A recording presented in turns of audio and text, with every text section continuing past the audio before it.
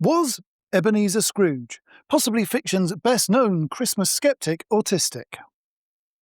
Well, obviously no.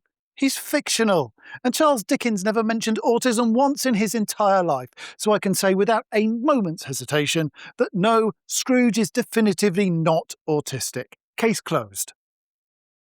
Or is it?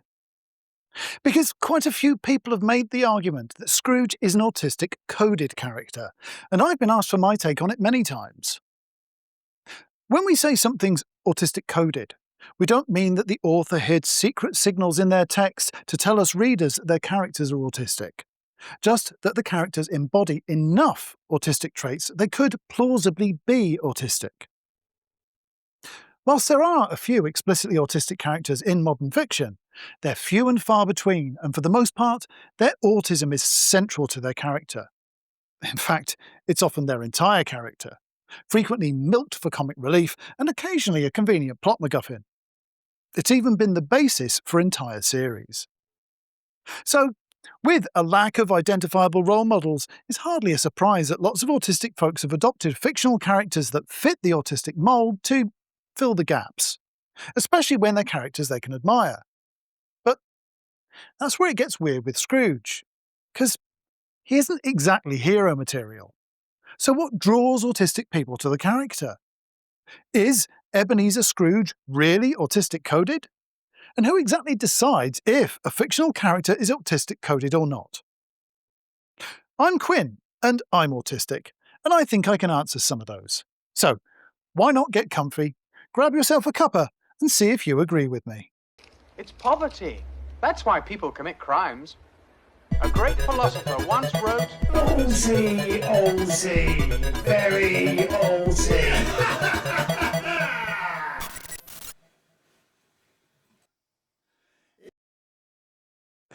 It's early December in the 1990s. I'm in my 20s, and I'm taking lunch in the staff room at work whilst a couple of colleagues are making transport plans for the work's Christmas do. They asked if I was going to be driving on the night in the hopes of a lift. I said I wasn't going to be going this year. Why? I didn't feel like it. I didn't enjoy it when I'd forced myself to go for the last couple of years, so why do it again in the hope it'll be different this time around? That was the 738th time someone called me Scrooge. Maybe, I don't know, I wasn't actually counting, but people would call me Scrooge or yell "Bah humbug" at me over and again every single Christmas. When that colleague called me Scrooge, I knew exactly what they were getting at, and by that time I was long past getting hurt by it, even though they were way off the mark. No matter the situation, whenever someone calls you Scrooge or a Grinch, they mean the same thing. You're a mean-spirited misery guts who hates Christmas. Truth is, I love Christmas and all its trimmings. I just don't like Christmas parties, especially works dues. Also at that time, in the early to mid-90s, I was, for the first time in my life, starting to meet and talk to other autistic folks thanks to this new-fangled internet thingamajig I'd just set up at home. And when I mentioned the Scrooge comment online, the message boards lit up with other autistic folks telling me the same thing, but not everyone saw it as a put-down as I'd done. Some of those autists actively embraced it, and they had plenty to say on the matter. But before I go any further, I have to point out that despite knocking on for 2 centuries old, there might be some watching this who haven't read or watched some version of A Christmas Carol. So, spoiler warning. First off, let's set out just who Ebeneezer Scrooge is. In the dirty, working heart of 19th century Victorian England, Scrooge runs a money-lending firm. It puts him in a similar kind of business to those payday lenders we know today. Not as respectable as a bank, but not as low down as a loan shark. Most of the story of A Christmas Carol is told through Scrooge's ethereal encounters with 3 ghosts who come to him on Christmas Eve, but his character is well established before that fateful night through his relationships with others, in particular his employee Bob Cratchit and his long-dead business partner Jacob Marley. Scrooge lives and works in the same building, and he seems to make little distinction between work and relaxation. He's also very keen on routine and procedure, liking things to be done the right way and at the appointed time. Rigid, you might say. In fact, he seems to have an almost encyclopedic understanding of his business and his ledgers, a special kind of interest, you might say. Being as keen on routine and procedure as Scrooge most definitely does sound very autistic. Most autists I know recognise that disrupting their routines upsets their apple carts way more than it does other folks. Hiccups that others take in their stride can completely throw us off our flow and take ages to recover from. Once we get into a flow state, like when Scrooge is nose deep in his ledgers, it can be a special thing. A unique experience of cruising through the journey of learning, creation, or even organising, and taking individual pleasures from every connection made. He's characterised as abrupt and unfriendly, making a point of talking to people in curt but practical terms. No time for social niceties, just business. A communication style that does remind me of a few autists I know.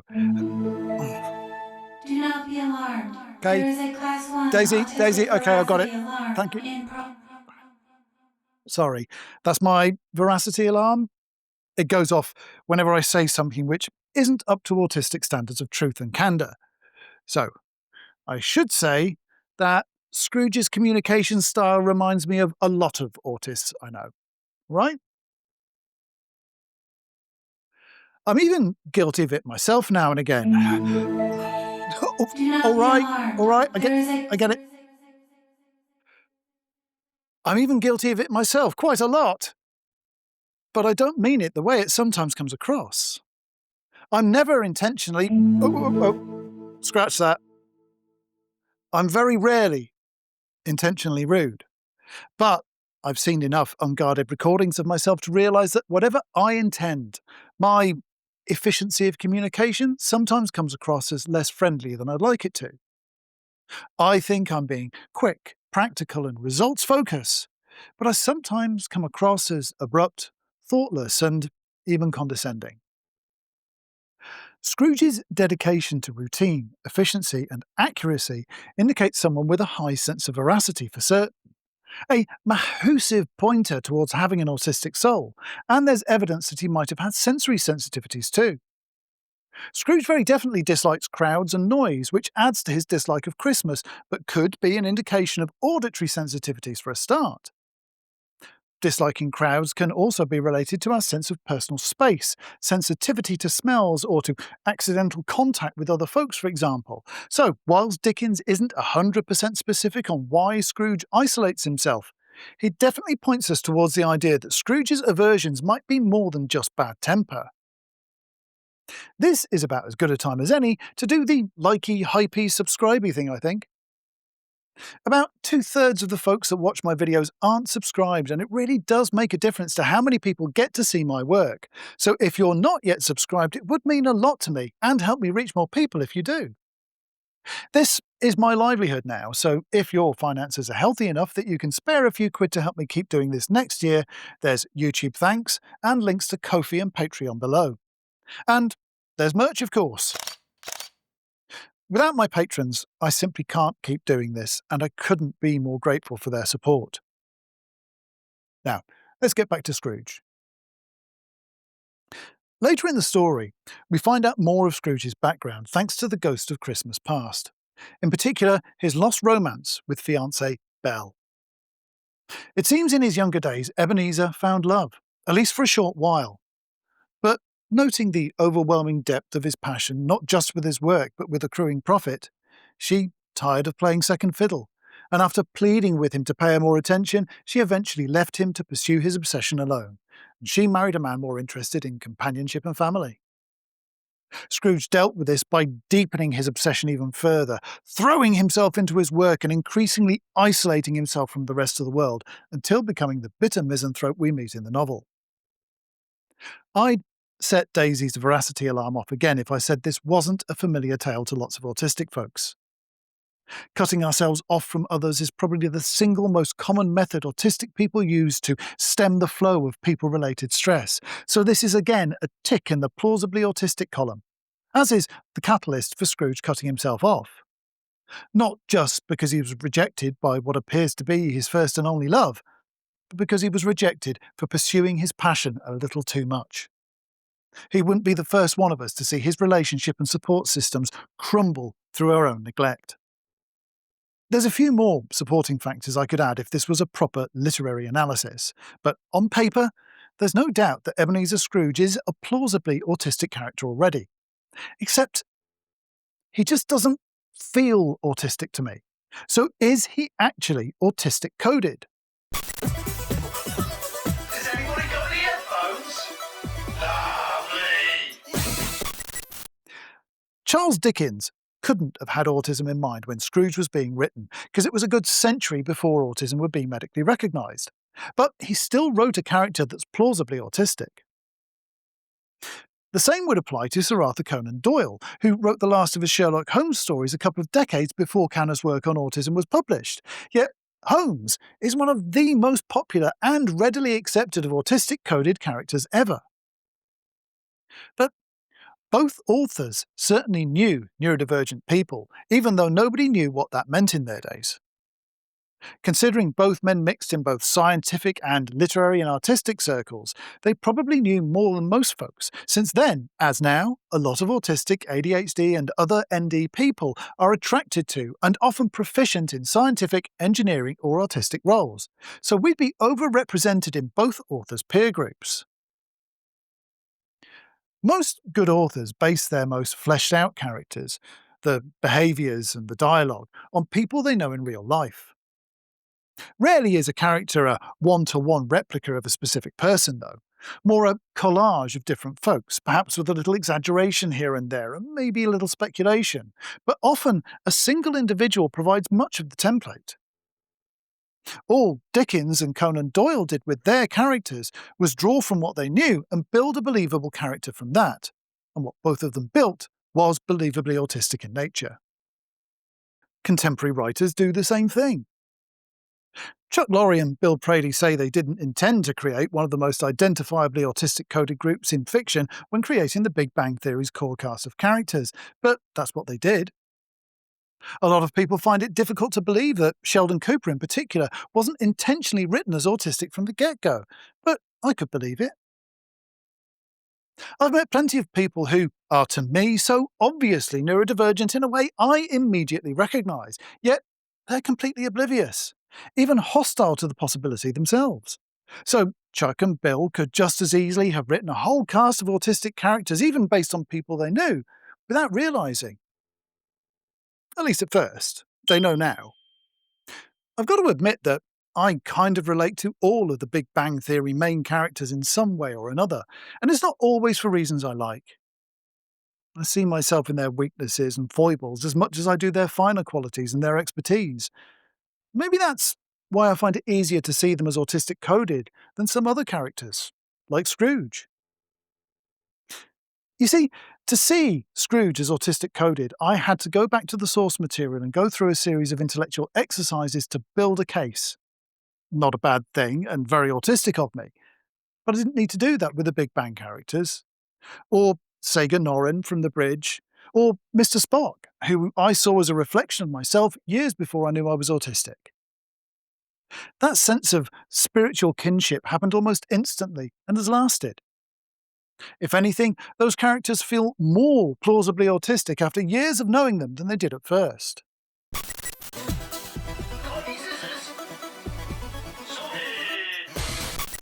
Nobody actually decides that a fictional character is autistic coded. We just feel it. They're almost always characters that stand out from the crowd, just like us. But they also remind us of ourselves, and maybe that's why Scrooge never felt autistic coded to me. Scrooge isn't just shy of people, he's mean-spirited and nasty. He's a miser, a grump, and a thoroughly unpleasant person to be around, and he hates Christmas. In short, autistic or not, he's not someone I identify with, not somebody I like, let alone respect or admire. I really would not want to be like him, so why would I identify with him? The truth is, we only have to justify that feeling if we tell someone else who doesn't get it and we need to build a case. What we think of in our headcanon is our business alone. Until that point, we try to share it with someone else. To view a character as autistic coded, they have to fit in with our personal view of what autism is. I've listed a few points that I think support the idea that Scrooge is a plausibly autistic character, but some of the reasons I've seen people give I could never go along with. Some say Scrooge's miserly approach to money or his apparent lack of empathy are autistic traits, and I can't personally agree with anyone who says that. I've seen no evidence to support the idea that autistic folks are inherently stingy with money, and the lack of empathy bilge is long past its sell-by date already. But even some of the autists that I've met still think empathy is a kind of ESP psychic power that they missed out on.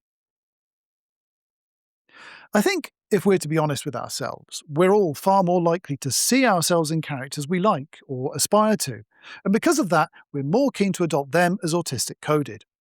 And that reflects real life.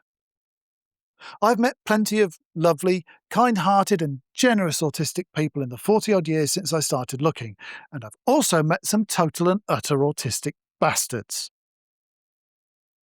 Being autistic doesn't automatically make someone a good person, or someone I'd like or could work with, so why should I look for that in my fictional autistic characters? I think if a fictional character is written or portrayed as sufficiently autistic, but is also someone we dislike, it doesn't do us any favours pretending they're nothing like us. The traits that make us autistic can be difficult for other people to comprehend, and no two autists deal with our differences or our conflicts in the same way. So despite our commonalities, we all have vastly different personalities and priorities.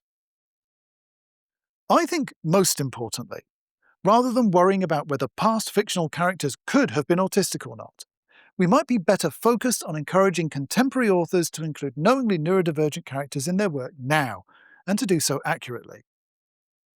Fiction has a huge role to play in public perception and acceptance of new ideas, and it could do a lot to help neurodivergent folks get fairer treatment just by depicting us as the regular folks in regular jobs that most of us are.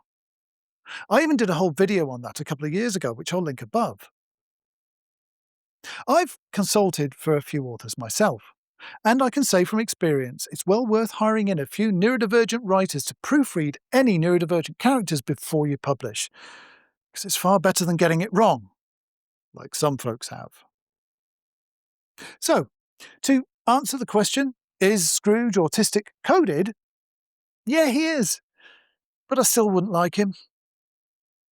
I'm Quinn, and I'm autistic. And if you celebrate Christmas, I hope you have a great one. I'll see you all in the new year for more insights and explorations of autistic life. Thank you for watching.